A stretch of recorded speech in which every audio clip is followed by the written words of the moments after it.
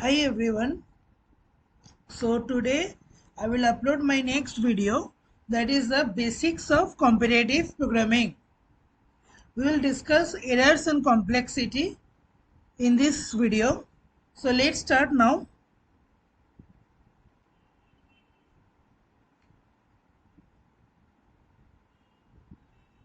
Yeah. So the first one, we will see what are the main errors that we come across in the competitive programming. First of all, it's a very common error for the beginners, that is a compilation error. So the compilation error includes syntax error, errors in the loops, and errors in semicolon providing. Okay. So what is the syntax error? Like loops and semicolon, these errors are all, compilation errors are all included in the syntax error only. Suppose you have forgotten to given a semicolon, like this only beginners only do this kind of things. After a lot of practice, we won't do these things, right?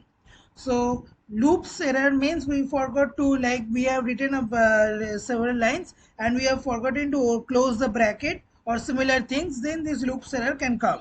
And this will include the syntax error. Syntax error basically means that it can also mean like you have not, like you have not declared something, declared a variable, or and you are using that variable. Okay, so this type of errors all include the compilation error. So next we're coming to runtime error.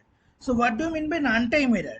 Runtime error includes segmentation fault. That is the principal error, okay, of runtime. So what does segmentation fault include? Segmentation fault may include that you are using more memory, like you are given a certain memory and you are using more memory than that. You are using an array of larger size than what you should actually use. Also, it can occur if you are dividing by zero. It can also occur if you are using an array and you are like accessing some index and which is not actually present in the array. Okay, next is time limit. So the time limit part, time limit exceeded is also very like it's a very trivial error, and correcting it takes a lot of trick and all. So what you have to do, you have to first check your algorithm whether you are using the correct algorithm or not.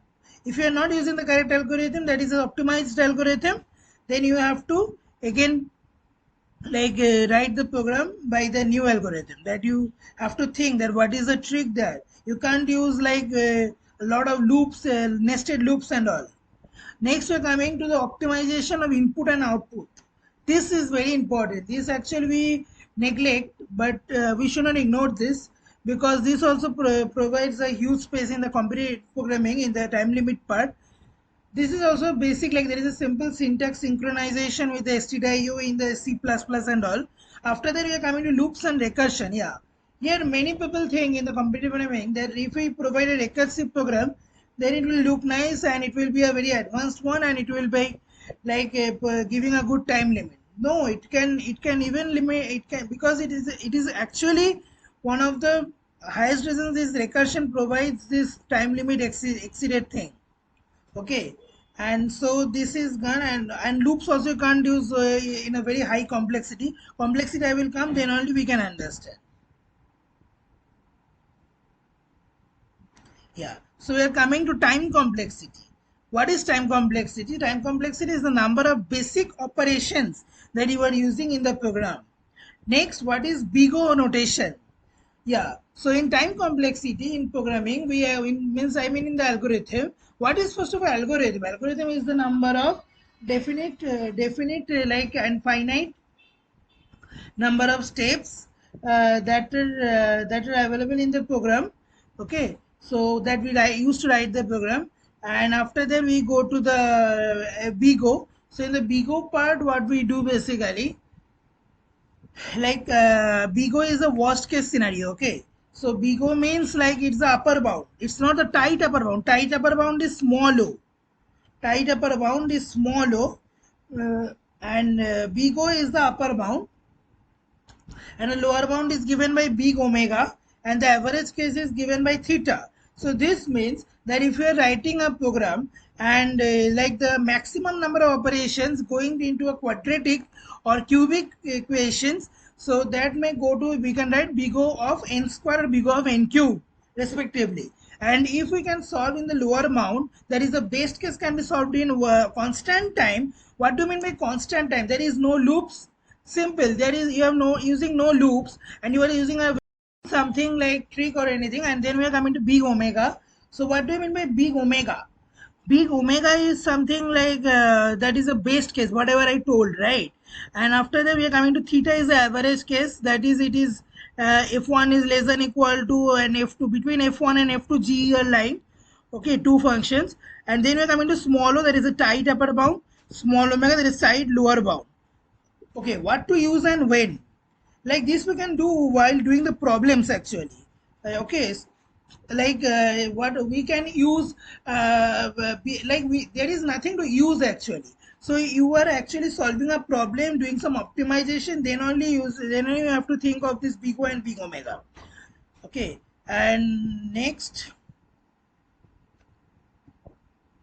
we are going to, I think, space complexity.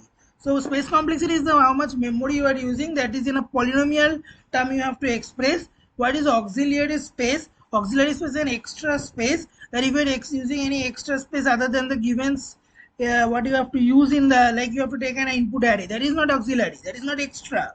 Extra is something you are using for solving the problem. Okay, so next we are going through NP completeness, is a very high-fi topic. Okay, so deterministic polynomial time problem. Okay, what we, why we are discussing this, what is the relation with competitive? Because like this is no direct relation, but if we this we know, if then it will be helping us in the future. Because deterministic polynomial time problem, this is the type of problem that are like solved in polynomial time. Non-deterministic polynomial time is non-deterministic type of problem which is solved in polynomial time. And NP completeness is like either not, like it is not determined. Okay, it may be in NP hard and maybe in NP. Okay, NP hard is high, very high level, like it is exponential type of problem. Next, a basic example of optimization is, you can find the number, we can use sieve of adjacencies here. I'll be discussing that. We cannot like iterate over all the numbers in 1 to 10 to the power 6 and find the prime numbers by the formula that we are given by writing a function. That is not the way of competitive programming. Okay, stack space, heap space, and what to use. So stack space is the like space in the memory where used for functions, and heap is the used for global things. Okay, if you like declare something in the globally some array, that will be, and it is a larger space. Heap is much less, though they are contracting towards each other, but it's better. Okay, so how to start? First do the basic problem, then medium, then high level. It's very trivial thing. Okay, and problem of the day I have given, please try to solve this. Find the nearest palindrome to a given number in constant time.